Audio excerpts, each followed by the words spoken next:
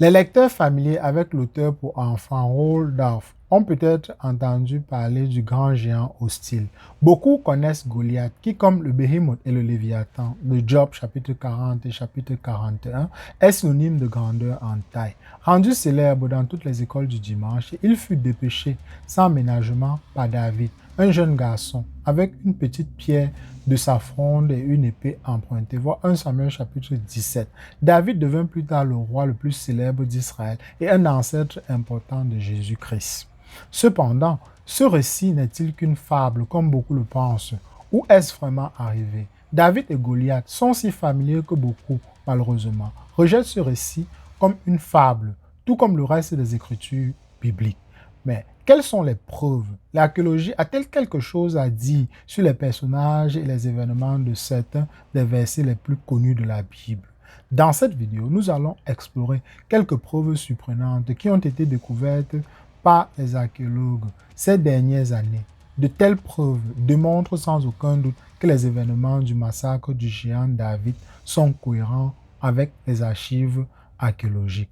On en discute juste après le générique.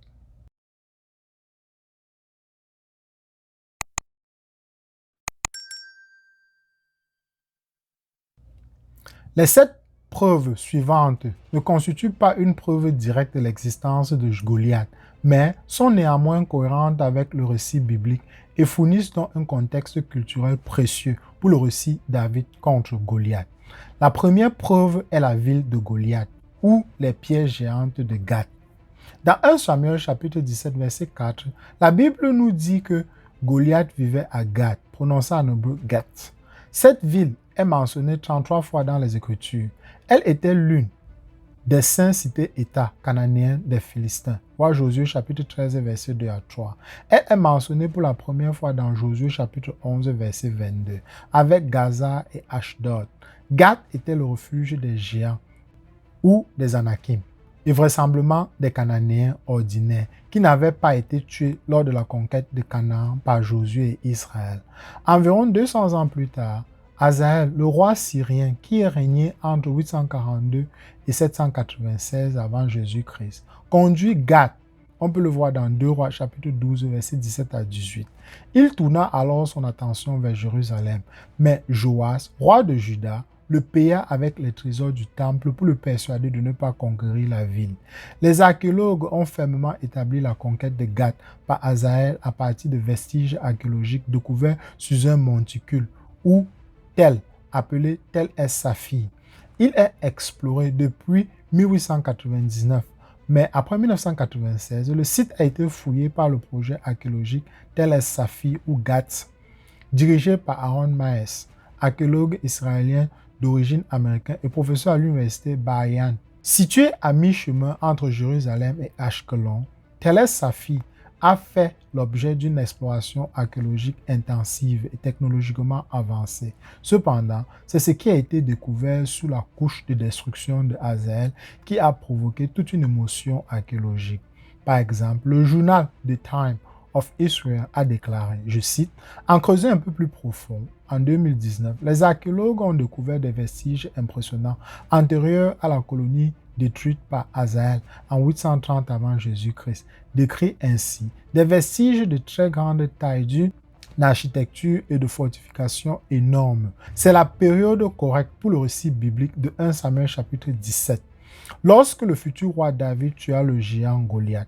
De telles preuves archéologiques concordent étonnamment avec le fait que la ville était le refuge des géants d'Anakim. La deuxième preuve sont les portes de Gath, des entrées de taille géante. Les archéologues ont découvert que la ville de Gath possédait d'énormes portes ainsi que d'énormes fortifications et murs. En 2015, une immense porte d'entrée de la ville a été découverte par la même équipe dirigée par le professeur Maes. Un article en ligne de l'époque déclarait « Une porte massive découverte en Israël aurait pu marquer l'entrée d'une ville biblique qui, à son époque, était la plus grande métropole de la région. » Ce n'est qu'au cours des dernières décennies que les archéologues ont réalisé à quel point les vestiges de l'âge du fer étaient réellement massifs.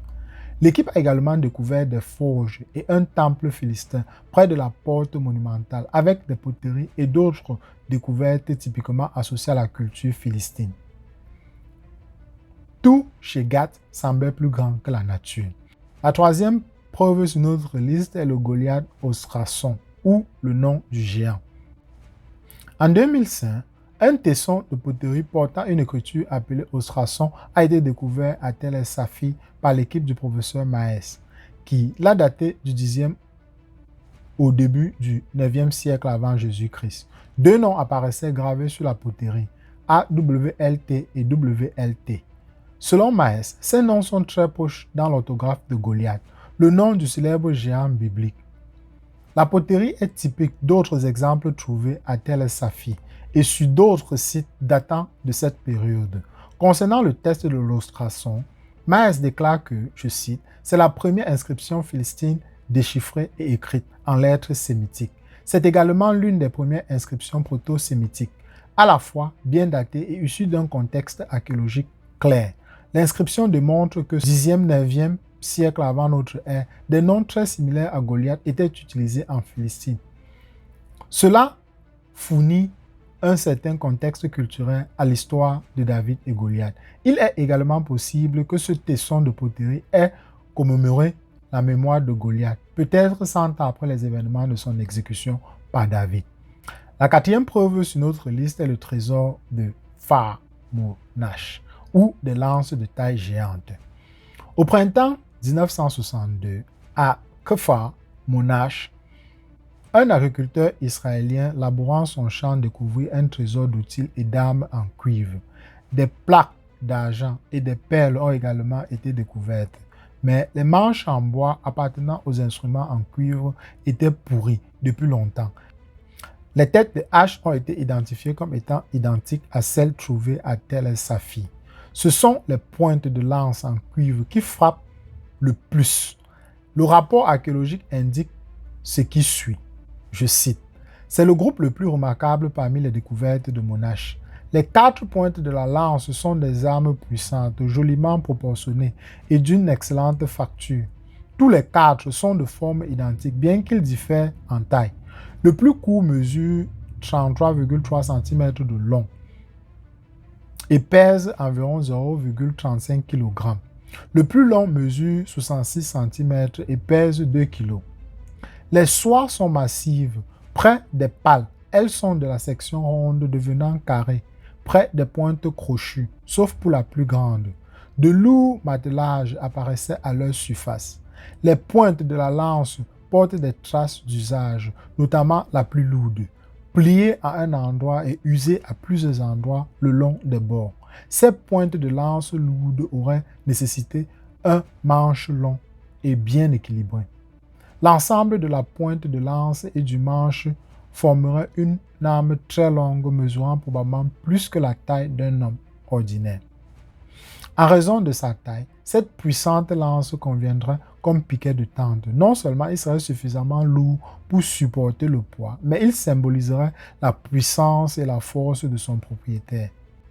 Tout cela devrait nous rappeler les détails donnés dans l'épisode de Goliath de 1 Samuel chapitre 17 verset 7. Il avait un javelot de bronze suspendu entre ses épaules. Le manche de sa lance était comme une ensouple de tisserand et la pointe de sa lance pesait 600 cycles de fer. Une autre caractéristique remarquable du trésor de Monash était constitué d'environ 800 écailles de cuivre. Un petit échantillon montré à l'écran. Des écailles similaires ont été trouvées à Gath et ont été identifiées comme des écailles d'armure. La seule différence entre les écailles d'armure Monash et Gath par rapport à d'autres exemples de l'ANE est qu'au lieu des trous centraux, elles avaient des crêtes sur le bord. Le rapport indiquait que ceux-ci pourraient servir de point d'attache à coudre sur un sous-vêtement en cuir et se chevaucheraient probablement pour offrir une protection supplémentaire. Le mystère pour les archéologues était qu'il y en avait tellement au même endroit. Encore une fois, cela nous rappelle les détails bibliques de Goliath dans 1 Samuel chapitre 17 verset 5. La Bible dit qu'il était armé d'une cotte de mailles et le poids de la tunique était de 5000 cycles d'airain. Alternativement, ces écailles d'armure peuvent représenter non pas plusieurs manteaux, mais un seul manteau porté par un seul et énorme individu. Les tailles et les poids donnés dans le récit biblique ne tiennent pas compte du trésor de mon âge, comme appartenant spécifiquement à Goliath, mais cela est néanmoins cohérent avec les preuves de gigantisme. Ce que nous avons ici, malgré la réticence du rapport à admettre l'évidence, ce sont des armes et des armures pour un géant qui pointent toutes deux vers Gath, mais qui ont également été retirées à environ 100 km au nord et cachées pour une raison quelconque. Le trésor de cuivre est désormais exposé au musée d'Israël à Jérusalem et peut être consulté en ligne. La lance et l'armure de Goliath, probablement pas, mais cela correspond néanmoins à un guerrier philistin géant. La cinquième preuve de géant sur ma liste est le géant à 6 doigts et orteils. La Bible donne des détails fascinants sur les 5 fils de Goliath de Gath, dont un qui avait 24 doigts et orteils. L'archéologie a-t-elle quelque chose à dire sur la polydactylisme dans l'ANE à l'époque de Goliath? Fait intéressant, c'est le cas. Dans un article publié sur le polydactylisme, l'auteur déclare, je cite, « Deux exemples de polydactylisme du XIIIe siècle avant Jésus-Christ apparaissent sur des sarcophages en argile de style quasi-égyptien trouvés à Deir el-Balah, près de Gaza, l'une anciennement dans des collections de Moshe Dayan et aujourd'hui acquise par le musée d'Israël, montre un homme avec 6 doigts à la main gauche. Un autre, fouillé par Trude d'Ortan, est indistinct dans les détails, mais était clairement censé être polydactyle. D'autres exemples tirés à l'ANLE sont cités, ce qui amène l'auteur à la conclusion suivante. Je cite, « Les premiers exemples semblent indiquer que la polydactylisme était une caractéristique des géants ou des personnes dotées de super pouvoirs ou d'une force supplémentaire. À cet égard, nous trouvons certaines représentations avec même plus de 6 doigts ou orteils. La science médicale a déterminé que la plupart des mutations sont pléotropes, qui veut dire la production par un seul gène de 2 ou de plusieurs effets apparemment sans rapport. Les mutations qui conduisent au géantisme chez l'homme peuvent également entraîner l'apparition de doigts et orteils supplémentaires. Cependant, ces anomalies tendent à constituer des inconvénients et ne constituent certainement pas des exemples d'évolution vers le haut. Une fois de plus, le récit biblique, même sans ces détails mineurs, s'avère cohérent avec ce que l'on sait des archives archéologiques de cette période et de ce lieu. Le 6e sur notre liste est David, le tueur de géants. La stèle de Tel Dan a été découverte en 1993 à Tel Dan, au nord d'Israël. Ces fragments ont été trouvés parmi la maçonnerie utilisée dans un ancien mur de pierre qui a survécu jusqu'à une époque récente. La stèle contient 13 lignes en vieil araméen. La ligne 9 contient les mots BYTDWD, qui veut dire maison de David. Je ferai une vidéo sur David et un documentaire sur lui plus tard sur la chaîne. Le candidat le plus probable pour l'auteur de la stèle, en raison du contexte, est le roi syrien Hazaël, déjà évoqué précédemment. La mention de la maison de David par l'ennemi d'Israël est une preuve démonstrable de l'existence du roi David en tant qu'auteur de la stèle, personnage historique qui, dans sa jeunesse, vers mai, tua un autre ennemi d'Israël qui était le géant Goliath. La 7e preuve, et certainement la dernière, est le Goliath tué par une fronde. Premièrement, dans le monde antique, les frondes n'étaient pas des jouets, c'étaient des armes de guerre dévastatrices.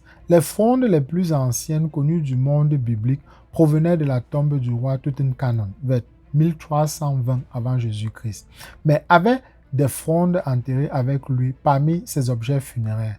À Médine Habou, un relief égyptien montre un frondeur égyptien dans le nid de Pi d'un navire engageant les peuples de la mer, qui étaient probablement les Philistins, dans un combat avec une fronde tendue. De nombreux autres exemples de frondes utilisées dans la guerre sont connus dans le monde antique. Les frondes sont mentionnées comme armes de guerre dans l'Ancien Testament. La plus ancienne se situe à l'époque des Juges.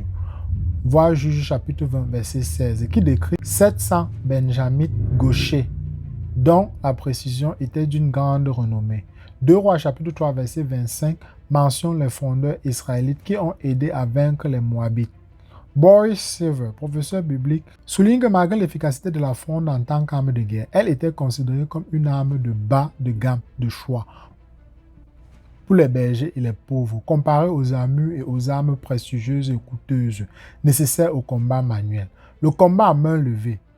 De telles attitudes élitistes sont bien connues de la Grèce antique et le dédain de Goliath pour David pourrait bien refléter un préjugé de classe similaire. Voir 1 Samuel chapitre 17, versets 42 à 43. Le frondeur devait être capable d'exploiter la force centrifuge pour lancer un projectile, en libérant une extrémité de la corde retenant la pochette du projectile. Cela exigeait une grande habileté et une grande coordination, ainsi que les bras forts et souples. Les pierres de fronde sont courantes dans les archives archéologiques, par exemple celle de Tel-Ashi datant de 701 avant Jésus-Christ. Le projectile choisi par David, un galet de rivière lisse, est également connu comme un missile de choix du monde antique, avec d'innombrables exemples connus lors de fouilles archéologiques. Les projectiles lisses et ronds offrent le moins de résistance à l'air en vol et peuvent être lancés à des vitesses allant jusqu'à 182 km/h. Les archives archéologiques montrent une abondance de lance-pierres, dont beaucoup ont la taille d'une balle de tennis. Ceux-ci étaient capables d'infliger des dégâts mortels. Enfin, David aurait-il pu décrocher un tir, renversant Goliath tout en restant hors de portée? Ces questions ont été calculées à partir des preuves archéologiques disponibles et grâce à une expérimentation minutieuse. La réponse est un oui retentissant. Il est tout à fait probable qu'une pierre lisse, peut-être de la taille d'une balle de tennis, extraite du ruisseau des Lats, aurait pu être lancée à moins de 40 mètres de Goliath pour le faire s'écraser. La portée du javelot de Goliath était peut-être de 20 à 30 mètres, ce qui signifie que David l'a devancé avec une arme de bas technologie. La nature mortelle des frondeurs était bien connue dans le monde antique et pouvait surpasser la plupart des archers, notamment en raison de leur précision. Seaver conclut, je cite, « La fronde de David lui a donné l'avantage de rester hors de portée des armes de son adversaire, mais elle a quand même touché le front exposé de Goliath à environ 40 mètres de distance avec suffisamment de force pour pénétrer son crâne afin qu'il puisse le tuer et gagner la bataille pour Israël et pour le Dieu d'Israël. » Cependant, il convient d'ajouter que David, qui avait tué l'ours et le lion à lui seul, dans 1 Samuel chapitre 17, versets 34 à 38, aurait été suffisamment agile et courageux pour se rapprocher beaucoup plus si nécessaire. En conclusion totale, les 7 preuves de Goliath discutées dans cette vidéo devraient encourager tous les croyants de la Bible. L'un des reçus les plus colorés de la Bible n'est contredit par aucun des faits archéologiques connus. Il ne faut donc pas un acte de foi géant pour accepter l'exactitude historique des Écritures. Au contraire, le récit de David tuant le grand géant hostile est confirmé par les preuves qui sont tout à fait cohérentes avec ce que l'on sait de l'archéologie d'Israël à l'époque de David.